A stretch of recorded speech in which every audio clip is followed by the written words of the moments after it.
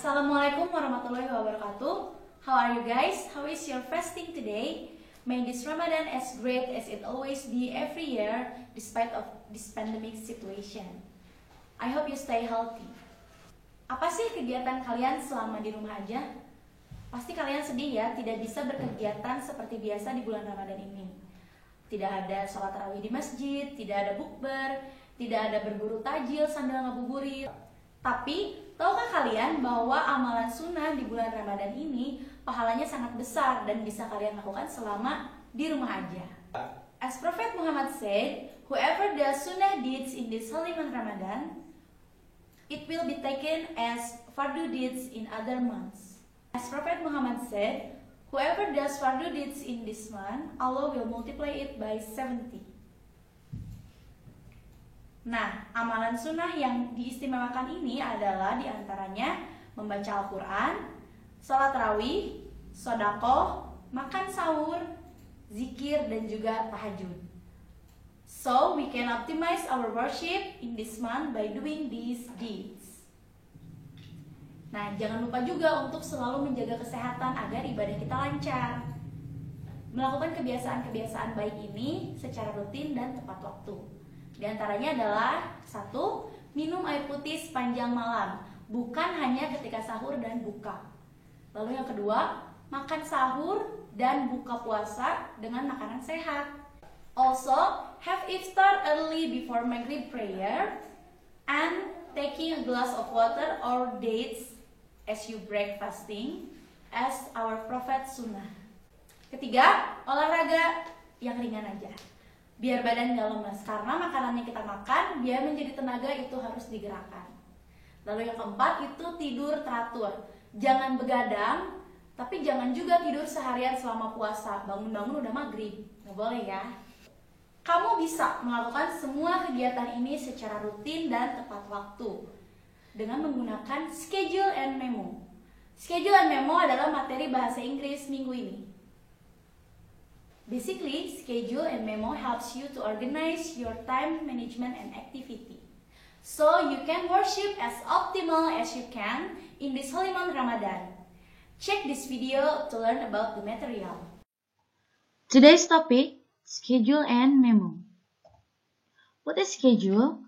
Schedule is a list of events or tasks and the time it should happen or be done. Atau, schedule adalah sebuah daftar kegiatan atau daftar acara dan waktu di mana itu harus dikerjakan atau itu akan selesai. Singkatnya, schedule adalah jadwal. It can made in the short period of time, daily or weekly, and long period of time, several months or years. Jadi jadwal itu bisa dibuat dalam basis waktu harian, mingguan, bulanan, bahkan tahunan. Ya, so basically it is a time plan. Jadi singkatnya, jadwal adalah perencanaan waktu. The schedule, like this picture here, is also called timetable. Jadi, agenda atau jadwal seperti ini itu biasa juga disebut timetable. Okay? Di sini contohnya adalah daily schedule. Di sini ada waktunya dan di sini kegiatannya. Juga disertakan ada detailnya. Ini adalah contoh dari jadwal sehari-hari atau daily schedule. Nah, di sini ada another kinds of schedule. Jadi, jadwal itu macam-macam. Yang tadi daily schedule. Jadwal yang lain juga ada flight schedule atau jadwal penerbangan. Dilihat dari kata-katanya. Lalu di sini ada bus schedule, jadwal bis. Dan yang terakhir ada train schedule, jadwal kereta api. Okay, next, memo. What is memo? Memo is a message that is written shortly, clearly, and easy to be understood. Itu kata kuncinya 3 ya, shortly, clearly, and easy to be understood. Memo adalah sebuah pesan yang singkat, jelas, dan mudah dipahami. Jadi, bedanya memo dan surat atau alat komunikasi lainnya adalah ini singkat, jelas, dan mudah dipahami. Makanya memo biasanya dalam kertas kecil gitu ya. Memo bisa formal, bisa informal, tergantung situasinya. Kalau misalnya formal biasanya dari leader to employee, dari pemimpin atau dari pemimpin kepada karyawannya, dan biasanya di ruang lingkup formal, seperti ruang lingkup pendidikan atau ruang lingkup pekerjaan gitu. Yang di luar itu berarti informal, seperti kepada teman, kerabat, keluarga, dan lain-lain. Nah, biasanya memo itu isinya adalah pertanyaan, perintah, informasi singkat, peringatan, permintaan, atau harapan. Jadi nggak yang panjang-panjang ya. Nggak, karena kalau isinya terlalu panjang itu bisa jadi surat. Jadi kalau memo itu singkat, misalnya mau bertanya, ditulis aja memo bertanya, udah gitu aja. Jadi intinya memo itu singkat, jelas, dan mudah dipahami. Nah, di sini ada contoh formal memo dan informal memo. Bedanya dari keseluruhan, sebenarnya strukturnya sama, harus ada penerima, harus ada pengirim, dan harus ada kontennya. Nggak ada pembuka, penutup, dan sebagainya. Nggak, karena ini memo, bukan surat.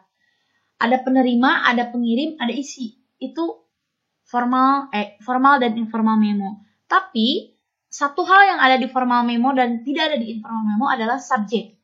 Nah, ini di sini contohnya. Di sini nggak ada kan? Di sini langsung konten.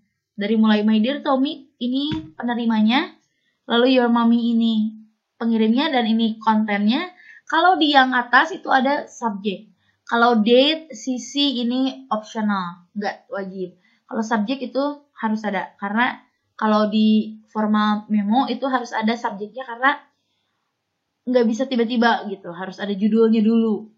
Misalnya ibu ngasih tugas, tiba-tiba ngasih tugas, tapi tetap di atasnya harus ada tulisan penugasan bahasa Inggris. Nah, contohnya seperti itu. Jadi jangan tepugu judul ya, harus ada judulnya dulu. Yaitu di subjek. Oh iya, dan memo juga adalah kependekan dari memorandum. Oke, that's it. Ini ada contoh schedule, my own schedule during Ramadan and self-quarantine from COVID-19. Dari mulai 2.30 AM sampai 8 PM, ini adalah kegiatan sehari-hari. Nanti kalian akan membuat yang seperti ini, tidak usah terpaku pada jadwal yang ada di contoh, sesuaikan saja dengan kegiatan kalian masing-masing. Oh iya, dan satu lagi, ini AM itu anti-meridian dan PM itu post-meridian. Artinya yang AM itu dini hari atau sebelum jam 12 siang, dan yang PM adalah setelah jam 12 siang. Gitu. Dari sini ada beberapa istilah Ramadan ya, dalam bahasa Inggris seperti pray itu sholat, lalu sahur itu sahur, dan juga ada iftar, itu berbuka puasa, dan break the fast itu buka puasa juga tapi dalam konteks ngebatalin gitu ya. Oke, contoh memo yang kira-kira akan dibuat dalam karantina dan Ramadan ya. Contohnya adalah, nah sebelum aku pergi ke pasar, please make a grocery list. Tolong buat daftar belanjaan. Grocery itu belanjaan ya, belanjaan untuk belanjaan pangan di rumah. And the total cost, dan jumlahnya berapa. I will stop by the ATM. Saya akan mampir ke ATM. Gitu contohnya. Oke, this is the task. Tugas minggu 8. Pertama, watch this video until the end. Tonton video ini sampai akhir. Comment on the YouTube page. Komentari video ini di YouTube. And then make your own daily schedule. Kalian akan membuat daily schedule kalian sendiri. Jadwal sehari-hari kalian sendiri during this Ramadan and COVID-19 quarantine. And then you make it on a picture format with name and class. Jadi jangan diketik, jangan dibuat PDF, jangan dibuat apa-apa, buat foto. Oke? Dalam bentuk foto. Daily schedule kalian, di atasnya ada nama dan kelas misalnya. Awas itu jangan sampai lupa. And then send the picture via WhatsApp or email. Okay? WhatsApp, as you know, my number, email to missasia27@gmail.com. Oke, jelas tidak usah sama, sesuaikan saja dengan keseharian kalian. Dan buat dalam format picture, gambar. Harus menyertakan nama dan kelas. Kirim ke WhatsApp atau email. It's a wrap! Alhamdulillahirrahmanirrahim. Thank you for watching this video. Don't forget to apply timetable on your activity during this Ramadan and self-quarantine. Stay healthy, stay at home. Wassalamualaikum warahmatullahi wabarakatuh.